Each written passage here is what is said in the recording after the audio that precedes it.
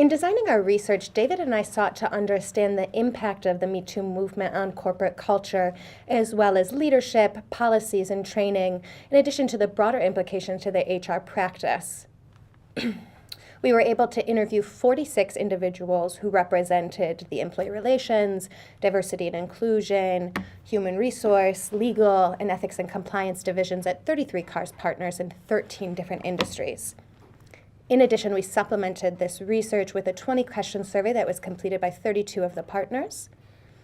And we reviewed 7 different partner policies as well as academic, legal, and practitioner resources to provide further recommendations.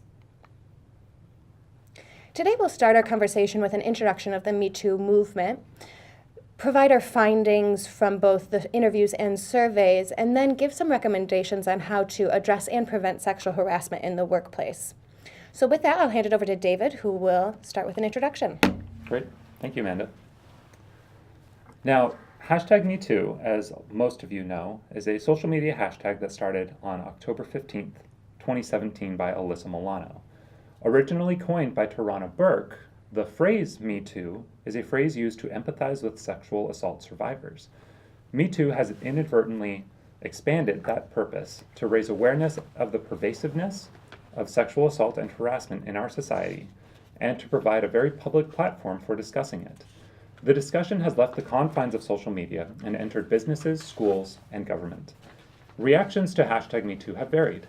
Some people have felt relief that they could see how many others were like them in their experiences. Some have felt that they would finally, that justice would finally be served now that the public was listening. Some view hashtag Me2 as a, quote, national reckoning about sexual harassment in the country. Pew Research Center, in a study published in April of this year, found that 59% of women and 27% of men have personally received unwanted sexual advances of a verbal or physical nature.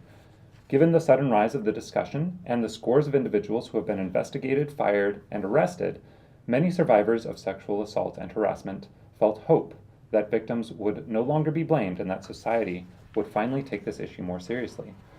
Others have felt fear, however. Pew found that 51% of adults in the U.S. say the increased focus of sexual harassment and assault has made it harder for men to know how to interact with women in the workplace. A recent Bloomberg article also reported that, quote, across Wall Street, men are adopting controversial strategies for the Me Too era, and in the process, making life harder for women in the workplace. Considering the increased societal attention given to sexual harassment and assault, we wanted to know how companies are reacting, whether they are changing their policies and practices, and whether the societal movement has impacted company culture over the past year.